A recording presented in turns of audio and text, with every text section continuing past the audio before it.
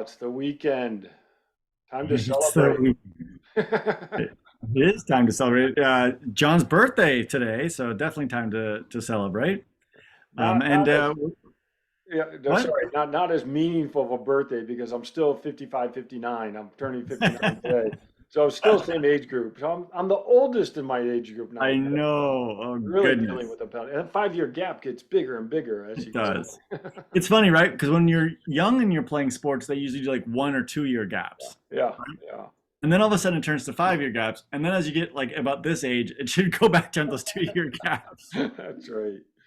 Oh We goodness. start as we start to feel it more. But yeah, Friday night or Friday afternoon, kind of unusual for us. Friday afternoon, I'm still at work and got to go back to work after I'm done this, but that's okay. We're fitting this in today, and today's topic I'm super excited about, and something that I've really wanted to talk about for a long time. And this article came across my reading feed on Bicycling Magazine, and I think John's going to be able to put it into the notes here, the actual article, and it's a really good article. It's about a 15-minute read Hmm. from start to end, but we're going to kind of break it down, and really what it's talking about is the alcohol industry and alcohol and its association mostly with cycling in this, but we're going to expand it out into endurance sports and And into alcohol, yeah, and alcohol is so infused in the sports world. It's so infused. I mean, tastes great, less filling, Super yep, Bowl, Bud Light USTS, back in the Bud Light Triathlon Series back in the day. yep, Uh, it's hard to even watch a sport event without some type of advertising for alcohol. And alcohol use amongst athletes I actually, when you let me know that we were going to do this topic today, I actually did a little bit of reading, and the surveys out there in terms of alcohol use with athletes, it's very common. It's very just like this article that you sent as well. High use from collegiate athletes onto age group athletes and professional athletes. So alcohol is very much infused in the sport world. Uh, and so, yeah, this is a neat topic. and interesting. Some of the research it shows that the more active you are, the more likely you are to drink more alcohol, right? Which is a really interesting paradox. Yeah. And uh, the research goes on to say that it may be because of the feeling like, well, I've earned it, right? I've done all this work, I work hard, and then I play hard. Yeah. And it's a really, really interesting thing. And I think the first thing we need to agree on, and we'll talk about some of the stats, is that in general, alcohol is bad. Yeah. Like it's not good for your health. I think we would all agree that on a purely physiologic basis, it's not good for your health. Mhm. But the exercise we do is, well, hopefully good for our health. Mhm. Mhm. And so we're spending all this time and effort to do things that are good for our health, and then we choose something that is not good for our health. Yeah. And to me, this is such an interesting paradox, um, that it's hard to wrap your head around it, Mhm. and how this came about in our society. And when I mean our society, I'm talking about the society of triathletes. Yeah.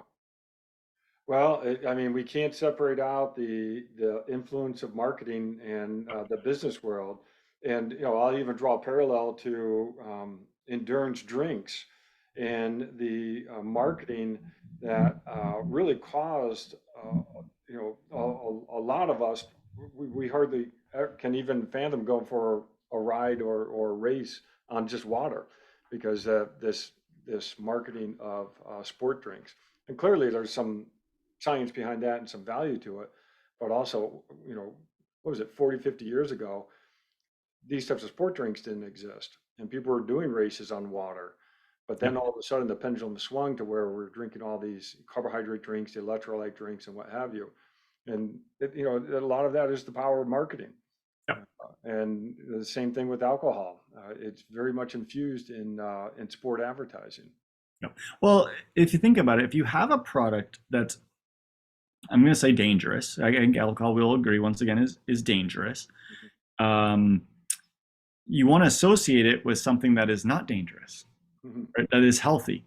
And you hear the term whitewashing all of the time, but they're marketing and whitewashing Mhm. their product. And we saw this, and this is in the article. We saw this with tobacco companies. Yeah. Before it was, I think it was banned in the 70s or 80s, but before that time period, most of these sporting teams were being funded and sponsored by tobacco companies. Well, I remember Johnny Weissmuller, the swimmer, Yep. smoking a cigarette after, for an advertisement after a swim or before a swim. I don't remember which way it was, but yeah, no, you're right. That was part of it And before if we think, yeah, think even legislation. like the Marlboro Man, right? Yeah. This cowboy, good-looking guy, and so you have this very holistic view, and then you put something bad with it, Mm-hmm.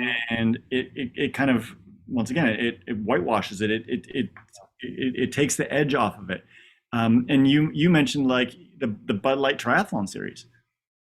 This was a big thing, Yeah. right? And that, sponsoring that, and then was it Bud Light that did the Ironman World Championships for a few years? They Yeah, were, I think they were a big time sponsor back in the yep, 90s for sure. So, yep. I think they were the title sponsor of the World Championship for a few years. hmm And so it's interesting, right? Like these companies want to be associated with healthy activities, even though they're not healthy hmm companies hmm or producing a healthy product. right. But it's like if I pay an athlete to drink a beer after on the podium, hmm right? It makes it look like, oh, the healthy people are doing this, hmm hmm even though it's deleterious, potentially deleterious to their health. Right. So I think we do need to consider, our human susceptibility to marketing. Oh, very much so. And I think what you and I want to get to today is the influence on performance Yeah. and influence on recovery. And I think I've told this story before, but back when I was living in New York, I would go and do the midnight run on New Year's Eve in Central Park. And one of the neat things about that race was at the halfway mark, they handed out champagne. So it was a 5 mile run. At 2.5 miles, you got champagne. And the first year I did it, I actually drank the champagne. That second half of the race was just terrible. It was not a lot of fun, but I had the champagne at the halfway. So that was sort of the culture of that race. But then from years on after that, I never took the champagne afterwards because alcohol and exercise during exercise, they don't mix well at all. Well, and if we take it a step further, then like, alcohol post exercise does not work well at all either. Right. Um, and going back to the marketing, we'll talk about once again about why it's negative. But I remember last year finishing the rock and roll half marathon, hmm and the amount of alcohol that was offered to me for free Yeah. was amazing. There was wine and Yeah. beer and Yeah. some other malted something, and I'm like, no, I'm good. Like I don't, I just did this unbelievably healthy thing.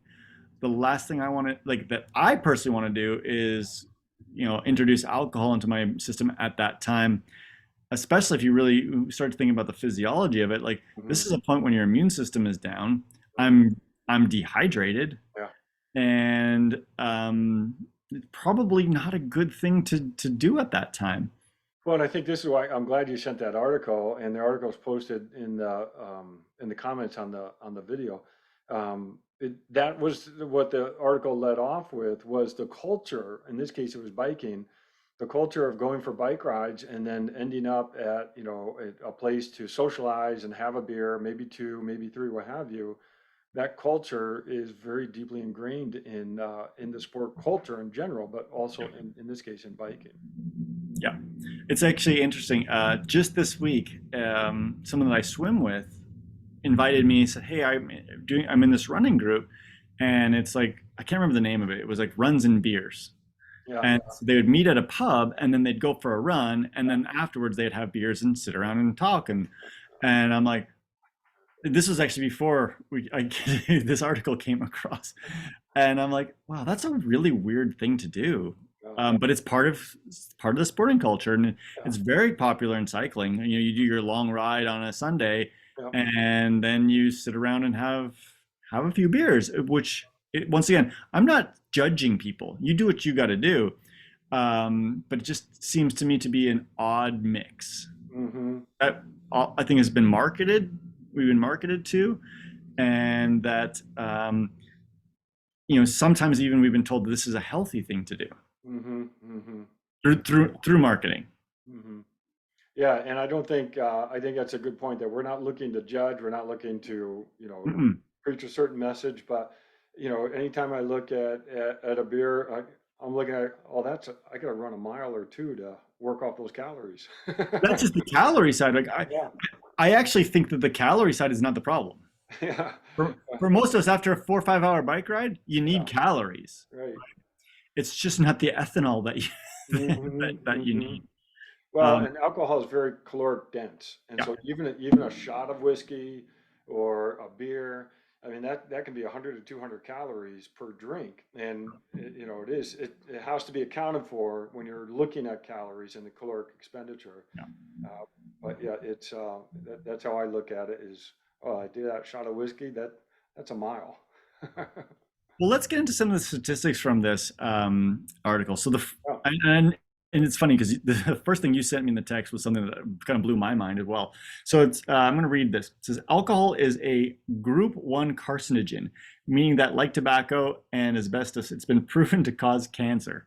Mhm. Yeah, that was. Red meat by comparison, red meat by comparison is a group 2A carcinogen, meaning it probably causes cancer.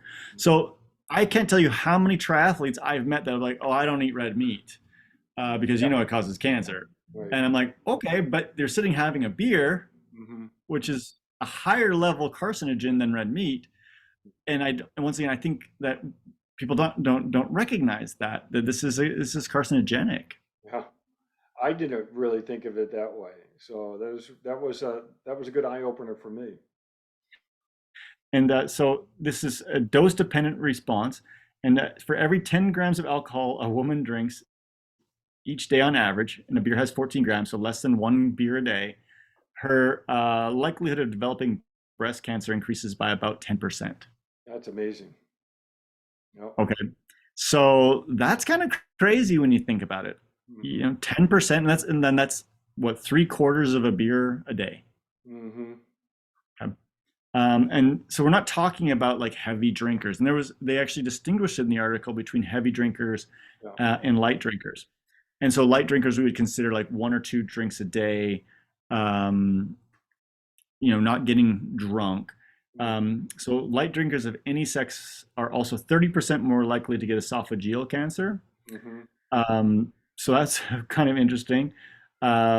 Moderate drinkers are 80% more likely than non-drinkers to get mouth and throat cancer, 40% more likely to get laryngeal cancer, and at least 20% more likely to get colorectal cancer. Hmm. Wow. Yeah. Right? Like that makes me want to stop drinking right there. All right, that does. Eat You more know, red meat. yeah, I'd rather eat more red meat. Yeah. Exactly. So, I mean, when we think about risk of cancer, this is always a difficult one, right? To put into context, because if you look at, if we go into the literature, everything causes cancer, Hmm. right? And then there's research that says everything doesn't cause cancer. But these are pretty well established studies. I went and actually looked a little bit deeper into these. These are pretty well established numbers and studies. And, same thing, like if I think about women and breast cancer, I've, and you as well have, I'm sure, friends that have developed breast cancer. And what's in the forefront of a lot of women's minds is how to avoid breast cancer, Hmm. and they're doing many things in their life to do this. I hope that they would consider having less alcohol to be one of them. Hmm. If because it's I and then don't be wrong, like we're not saying don't drink. We're just giving you the information. Yeah. Yeah. Oh, And if we talk about performance, I'm going to be honest with you. If you develop cancer and you're going through cancer treatment, your performance is going to decline. yeah, there you go. Well, and the article that you sent, I mean, that was, I think the other part was, as you get into this culture of exercise and drinking, you are actually taking in a lot of calories along with the alcohol. But the person who was writing the article was talking about how much weight they were gaining, even though they were biking a lot. And so that alone is a negative for performance based. And so Yep. again, these are caloric dense drinks that you do need to digest and do need to account for calories. And the author was talking about even drinking 6 beers, over a weekend night, and boy, 6 beers to me that's a lot. Well, to you and me, that's a lot, but there's a lot of people that that's not. I mean, Mhm. I've been at triathlons and watched somebody, especially when there's free beer afterwards, watch people have 6 beers, Yeah, right. right? In the like 2 hours, in the 2 hours after. Hmm. And like that is, like once again, to you and me, that seems like a lot, but to some that's a regular thing is it's not a lot. Well, and I did come across a systematic review on the influence of alcohol drinking on performance. Yep. And one of the things the authors did is they divided the papers into two categories: acute drinking and chronic drinking. And Yep. acute would be, maybe it's the last race of the year and you have, a drink at that point. A chronic drinking would be like what we're talking about a little bit here, is more, what are you doing day to day, week to week, and so forth, and looking at the influences of drinking on each of those. The acute, this is, and you actually hit this already. If you use alcohol to replenish your hydration status, that's not the way to go. And What do you mean? Something that dehydrates you yeah, yeah, is not going to hydrate you? that's right. That's right. Well, in the amount, like let's say you go for a ride and you lose a liter of water, and that's not atypical here in the desert, especially, or a liter and a half, and you finish and you're going to replenish that with an alcoholic drink. That's not going to be effective. No, you're going to be even more in the hole at the Yeah, end. that's right. And a liter's not much. I mean, I could in Oh, 2 hours riding indoors, I yeah. can lose a liter. Yeah, You that's know, right. so it's not that much. The other big one for me when we're talking purely about performance, um, was its impact on sleep. Yeah, yeah. And the research on sleep and alcohol is, to me, is super interesting because so many people historically have used alcohol to help them fall Mhm. asleep, right? Even pro athletes, and I've worked with a lot of high level athletes, it's not atypical for you, especially in professional sports, to use a lot of energy drinks to get up for the event. Yeah, I see this happens in triathletes as well. So they use a bunch of caffeine, yeah. and then they finish their event, and then they're wired and they can't go to Mhm. sleep. And Yeah, so then they turn to alcohol to go to sleep. And this can happen on your training ride too. You have a pre-workout and maybe some caffeine during the workout, caffeine gels, and then that night you're sitting around like 9, 10 o'clock at night and you can't fall asleep. And so it's instead of that you go to some alcohol, which is once again a natural thing to do because it will make you sleepy. hmm, But then the research is pretty clear on this, that you will have poor REM sleep and poor deep sleep. And we know that deep sleep in particular is really critical for the timing of the release of human growth hormone, which is a big piece to help you repair. And so this is kind of like it's not necessarily improving or hurting your performance that day, but the next day and the next day and the next day, you didn't get the same stimuli from the workout hmm, that you naturally would have had. no, that's great. And I'm glad that article brought that up, because that is, having a good sleep cycle is so critical to staying healthy in general. And I would say even more critical to a triathlete than almost any other athlete, because triathletes, I mean, we train too damn much, Hmm. right? Like if you're, let's hypothetically say you're just doing one sport and you're maybe doing 5 or 6 sessions a week. Hmm. I mean, that's nice, but triathletes, 9 or 10 sessions a week is Yeah, not right, uncommon. right. And you know, sleep ends up being, in my opinion, one of the defining factors of performance, Hmm. especially in triathletes. Hmm. Oh, I love that. And let me, because this is hitting some comments here too, and one of them is on sleep. Let me catch up on the comments a little bit. Yep. So I posted the link to the article. Does cycling have a drinking problem? And Kate replied right away, "I knew it." So, meaning it, yeah, just like what we talked about, alcohol is very much infused into sport in general. Chip Yep. writes, typical Friday night for, oh, sorry. Chip writes, trying to be sober for good. I drank way too much in my lifetime. One is too many, 10 is not enough, blackout drunk. And that is an issue, alcoholism, and trying to beat that is not easy. So congratulations, Chip, for the efforts that you're making there. Max writes, Athletic Brewing, and we haven't talked about the non-alcoholic beer, but that is an option. We're going to. Yeah, that is an option, and I think, yeah, good. So let's hold off on that one.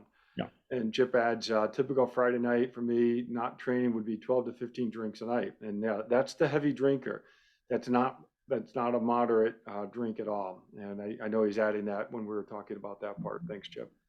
And then on the sleep, he adds, it knocks you out going to sleep, or wake up in the middle of the night, body metabolizes alcohol, waking you up. Yep. And then he finally writes, I just wonder how good I could have been of an athlete if I didn't drink. And that's your point here as well, is that if you're not in that cycle, or if you are in that cycle, you're actually hurting yourself and hurting your athletic performance. So we've talked before about the other area I want to talk about is the cardiovascular system. Hmm. And in particular, there's been a lot of negative press in regards to arrhythmias and endurance athletes.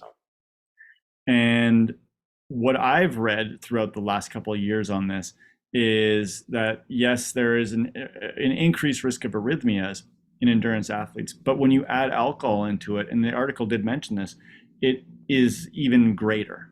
Hmm. And so, arrhythmias can be very devastating to endurance athletes. Hmm. And so if I can mitigate that risk by potentially drinking less or not drinking, I think that that's something that you need to take seriously, especially if you've had issues with and around arrhythmias, which I know a lot of endurance athletes, especially as we get older, do deal with. Hmm. And to me, that one itself would be like, okay, I'm not drinking ever again. If I had an arrhythmia, Yeah. I would be really, that would be a lot easier for me to quit than maybe, oh, I might get cancer, right? Mhm. So that's another one that I think is really an interesting one.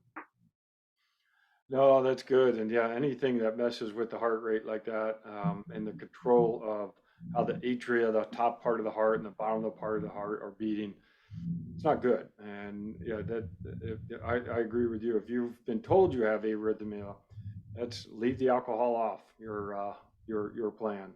Yeah, exactly. Um, the next one, as far as recovery, so this was once again from the article. It's a quote. Finally, alcohol inhibits protein synthesis, the process of muscle repair that's probably the most intuitive aspect of recovery to most people. Mhm. This is actually, if we haven't talked much about protein synthesis, but think of protein synthesis as the rebuilding of your muscles. So you go out and exercise and you break down your muscles, and then through sleep and rest is when protein synthesis occurs and we rebuild the muscles. Mhm. So if it's inhibited by having alcohol, once again, the day after day, you're not getting you're not getting the bang for your buck that you could be getting. Yeah, and definitely, and that's the chronic aspect of drinking versus an acute one-time type of drinking. Now that being said, and I'm going to share this with everybody because I think it's important. So I don't drink, but I used to Mhm. until I was about 40. And I think we talked about this on the other podcast when we did the talk about my health issues. And I have to tell you that when I quit drinking, and once again, this is my own journey, and I did it for my own reasons.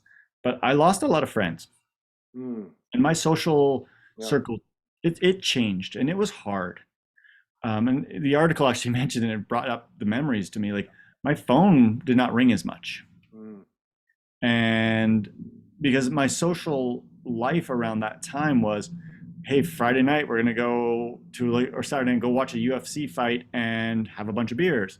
Right. And to be honest with you, I kept going for a while, but it wasn't nearly as much fun. Right. And I was, and then my friends were confused about like, why would you do this? Why would you not drink? And I had my own reasons Mm-hmm. at the time. And it actually was very, very difficult socially Mm-hmm. for me. And even to the point now when if I go to like a professional conference Yeah. and I see people I haven't seen in a long time, Right. like they still recognize me as the guy that used to drink. Mm-hmm. And it's a weird thing, like especially when you go to these conferences and like, you've been to a lot of the conferences. Hey, let's go out and Yeah. have a few drinks. Mm-hmm. And you go and you're the one that's not drinking and you're not partaking in the social norm. Mm-hmm. And that becomes difficult. And even like, after a race, it's not as bad for me, honestly, because there's a bunch of people that aren't drinking. Right. But my life and my friendship circle changed. Mm-hmm. It was difficult, and there was times when I was like, you know what, maybe I need to socially drink. Yeah. Um and I'm I still struggle with it to a certain extent. Mm-hmm. And so it's not like an easy thing. Like I'm not saying that like I'm better than anybody else because I was able to, for 10 years not drink, but because it was difficult. And yeah, just looking back now, it was a really rough point of my life when you kind of lose your friends Mm-hmm. over a decision that you make to be healthier. Yeah. Well, and I applaud you for talking about this from at a personal level because it's not easy to share, but I agree with you. I think that's important for people to hear. And it is, socially normalized to drink, and it is a big part of our American culture for sure in terms of going out for a drink, just to visit. And so it's hard to break that cycle. And I think you're spot on. I mean, it is a group of people that you surround yourself with. Those are habits that you end up either absorbing or being part of with that group of people. So hopefully the triathlon world is a little bit more out of that mindset, but at the same time, it's the alcohol is infused in all different areas of sport. No, and it's definitely infused in sport, like in triathlon, especially like the long Sunday ride. Hmm. I used to ride with some different groups and it was like, okay, when we finish, we're gonna stop here and we're gonna have some beers. Hmm. And like, I didn't want to go, Yeah, yeah. right? And I enjoyed the bike riding, Hmm. Right. right? But I always felt like I was missing a piece of the social component. Yeah. And but just being in the bar, being wherever it was not comfortable for me. Hmm. And then the next Sunday they're talking about what they talked about at the bar, and I'm not part of it. Yeah. Right. Right. And so I mean, it was like I said, it's not easy. Hmm. It's definitely not easy. And the one thing that actually kind of helped me is somebody told me this early on when I decided that I was not going to drink anymore. Was they're like, Ted, the truth of the matter is when you drink, your personality changes. Hmm. And he's like, we like you how you are. You don't need your personality doesn't have to Yeah. change. Right. Like I know it gets rid of your inhibitions and stuff like you don't have inhibitions normally, so don't worry about it. Like you are who you are, and we like that, Yeah. and that actually really helped me. Yeah. Like I don't need to change my mental status Hmm. to Hmm. to be liked, Oh, and that helped me. But well, that's that was me. great. That was my Well, no, that's great. And the one area that I have a beer a week, and that's yep. because I go and play foosball Tuesday night now, and I'll have one beer. But I know when I started playing foosball again back in the early 2000s, I used to play foosball a lot in college, and that was all built around drinking as well. Yep. And I made a conscious effort that when I started playing foosball again, that I would not associate foosball and alcohol to that extent. And I'll have one beer and that's it. And so, but it is, that what you're talking about of, you're sharing stories with people and so forth. Yeah, it's interesting how the alcohol just becomes part of something else. Yeah. So let's actually talk about Athletic Brewing. And I know they're not a sponsor of us yet, Not uh, yet, we're trying. but we're trying. And I actually find it, it's really interesting. Like, I've been over to your house and you've had some Athletic Brew, and I have some at my house. It actually makes it a lot easier, Mhm, right? So for those of you that don't know, Athletic Brewing Company, they're marketing towards athletes with non-alcoholic beers. mhm, And believe it or not, if you haven't tried them, they actually taste pretty dang good. They mhm. taste like a beer.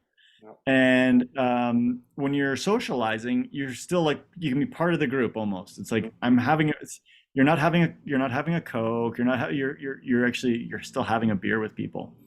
And I think that can really help the social anxiety issue of you being the person that's not drinking. mhm, At least for me, it helped. And I was drinking non-alcoholic beers even before that. Um, but somehow the athletic brewing, they've kind of hit the nail on the head with their marketing too, right? Because having athletic in it, oh, you're not drinking because you're an athlete and you're drinking this product, rather than like you have an O'Doul's. It's like, oh, O'Doul's, well, that's for recovering alcoholics, right, right, right, right? right. That's not for somebody that's like Mhm, an athlete. yeah, And then I do think it's interesting, John. You've traveled a lot to Europe, and I have as well. That there's a big culture in Europe around non-alcoholic beer, mhm, and there's really good non-alcoholic beers, and it has been for a long time in Europe, and even in like Australia. I know when I've traveled there, there are many choices of non-alcoholic beers. It's quite regular to go to a bar and mhm. 3 or 4 different options of non-alcoholic beer. And I'm hoping that that potentially can change in the United States with companies like Athletic Brewing. Mhm.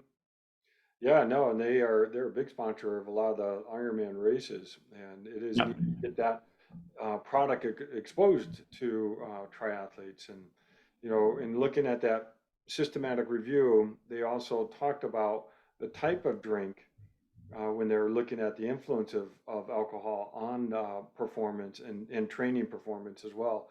And they said, hey, if you can at least look at your alcohol content of your beer, make sure it's below 4%. Mm, That's better than a higher percent alcohol beer. And definitely the non-alcoholic beer was not a factor in negatively influencing a training response in any way. yeah. I would be interested to see this too, if there's even any research on it. I mean, I didn't even do any research on this, is when people are really negative about the race results and then looking back at, oh, what could I have done different? Hmm. Oftentimes, oh, I should have trained more, right? Oh, I should have spent more time on recovery, or I should have stretched more. Very rarely do you see people talk about, well, if I would have had 2 or 3 less beers a week Hmm. or Yeah. drinks a week, I would have raced better. Hmm. But I wonder where that fits into society in triathlon and cycling and running. Have you ever seen anything on that? No, but I think this is the review I read actually talked a little bit about the challenge of the research that is out there, is that if you do an alcoholic study, you've got to be very controlled over this study because of the issues of running it through a university institutional review board. You've got to be very exact, very controlling over the alcohol consumption. What is not really well known is what happens in the real world with alcohol consumption and performance. So they're referring to it as ad libitum drinking and the eating that you do along with drinking. And Oh those yeah. factors actually can confound the whole understanding of alcohol because sometimes you drink and you eat certain foods along with the drinks that you have, and that ultimately may actually promote more weight gain uh, versus drinking something that's not alcoholic. So um, yeah, I don't know of many field studies like that you're referring to out there, but I didn't do that deep of a dive in this area. But it's a harder area of research to do for sure. The other area that I think, as far as if we didn't want to just take this a little further into performance, Hmm. is if you drink less, you have more money. You could buy a nice bike. How's that? Yeah, there you go. Because Yeah, that's the other thing. Like when I used to go out and have a few drinks and then eat things I probably shouldn't eat, yeah, it'd be an $80, $90 bill by the end, yeah, yeah, right? Instead, I got $80 or $90, put that towards a new bike. Boom, performance. yeah. There's a lot See, of, that's how I'm gonna go to Marie and tell her I need another bike. Is, well, I haven't drank in like 10 years. You know how much money I've saved? yeah, the money that you save. Well, at any time anyone mentions cigarette smoking, that's an expensive hobby too. Right. That's not only from a health reason, not that there's reasons not to smoke, but just from a financial. Financial reason. No, for sure. It is interesting that, how in sport we have gone away so much from the tobacco side. Mhm. Like, if you were to finish a triathlon and see someone, at the finish line smoking, Yeah, like an athlete, you'd be yeah, like, yeah, what is this? yeah, Like, and it's just so negative. But if you even look, 3 or 4 decades back, even in endurance sports, it was not uncommon for someone to finish a marathon hmm, and have a cigarette, hmm, you know? And I wonder if this will ultimately if there will be a shift at some point in the future. yeah, You and I probably won't be doing endurance sports by that time, yeah, or endurance sports will be like shuffleboard or yeah, whatever. yeah, right. But if the shift will occur, that's the same. And I don't know. You know, Hmm.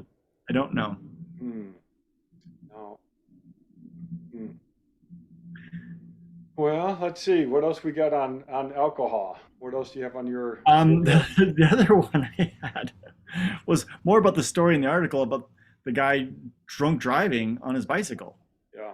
Because that's another issue, right? Especially in the group rides on where you finish the group ride and then you got to ride home a few miles after you've had 3 or 4 beers, Yeah. especially if you're dehydrated when you get there. I think that's very, very dangerous, Yeah. Right. and dangerous to yourself, but still dangerous to others. Hmm. And I think that driving or riding your bike under the influence of alcohol is never going to be a good idea. Right. Although I've done it. Ah, When I was in college, this is a funny story. My first year at UNLV, I didn't have a car. I only had a yeah. bicycle, Hmm. and so I'd go out and I had to take my bicycle there, and like, well, I'm drunk. Well, I still have a bicycle. I'm good. I just ride home on the sidewalk, and yeah, I crashed a few times. Yeah. I'm not gonna lie to you. Ah. So I didn't know any better, like, or I knew better, but not better enough. Mhm. Yeah. But Well, I think that that's a real thing, is doing these social events, especially when they're associated with a bicycle, and then riding your bicycle home under the influence. it impairs performance. It impairs coordination, Yeah. which is funny that, in foosball, we actually, it's very common to be drinking playing foosball. But I think that hits a different angle of how the influence of alcohol and performance. But yeah, it does impair performance. And obviously with biking and after drinking, you can make bad decisions. Well, and I think it's interesting that we're talking about this now as well, because I know the thing dry January is the thing, Mm, and it hasn't been historically, but this is a relatively new phenomenon. Is in particular in the endurance world, that dry January, you don't drink in January because you probably indulge too much in December hmm. around the holidays. And so if you have, this is my message to people: if you have done a dry January, why not a dry 2023? And what's the difference between a month and a year? Yeah. If you're going to do it, and like, just see where your performance is in Mhm. triathlon. Yeah. Does your performance get better? Does your sleep get better? Are your legs not as heavy on the subsequent ride the day after you didn't drink, like, Hmm. or run or whatever? I think that I'm going to pose a challenge to people. That if you really want to perform at your ultimate, Hmm. and if triathlon is, and I know most of the people that listen to our podcast are avid triathletes. If you could improve your performance by 5% by not doing something, Yeah. right? It seems to me like a challenge worth taking on, because to gain 5% by doing something We pay a lot.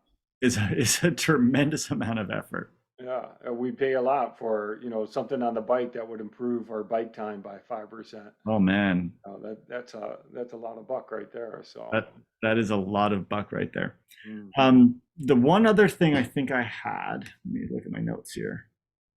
Um, so this was the last thing I want to read. The American Cancer Society lists alcohol as the third leading lifestyle risk factor for cancer after cigarette smoking and excess body weight. So it goes cigarettes, being heavy, then drinking for Yeah, cancer. yeah, that's I amazing. mean, we can take care of all three of those things, Hmm.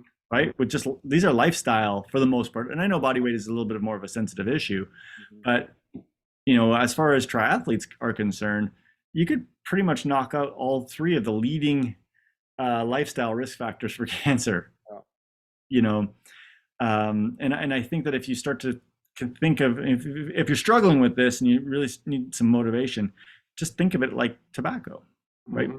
You wouldn't like I said, you wouldn't consider after your group ride on Sunday going around and smoking a pack of cigarettes with your friends. Yeah, right. So, and if you are going to drink non-alcoholic beer. Non-alcoholic or less than 4% alcohol in your drink, in your beer. That's a better choice than taking the 9% bomber. Yeah, and once again, this is we're trying not to preach, but just trying to give you ideas, like we always do on this podcast, of ways to make you a better triathlete, a faster triathlete, a healthier triathlete, and like I said, this is just one of them. And I'm sorry if I've been a little preachy today. No, no, I think it is like you said, it's about performance and being able to promote that lifestyle that's going to help you be a better triathlete. And once again, I'll go back to the tobacco thing. If we would have had this exact same talk, and every time we said tobacco instead, people are like, oh yeah, yeah, yeah, Yeah, right. I can do that. That's right. Well, what do you got this weekend? Man, I got a kind of a mellow weekend. I'm gonna hopefully get a couple of bike rides in. I think it's gonna Mhm. be indoor again. It's still I think cold so. out. It's too Man, cold. I keep waiting for a day where it's like not windy, I'm not working, Oh, and sunny. I know the sun's Supposed to be, been out, but yeah, but it's been windy. mhm. So I think a couple long trainer rides, just getting back into running, after a little bit of an injury. Get a little swimming tomorrow, hopefully. How about you? Standard stuff. Trying to build up some volume now. Trying to increase the bike and the run for sure. Swimming a little bit, but yeah, trying to go a little bit longer in both the run and the bike this weekend. Man, it's hard indoors on that bike, Oh, though. I'm telling you. yeah, I've been doing pretty consistent 2.5 hour rides on the trainer.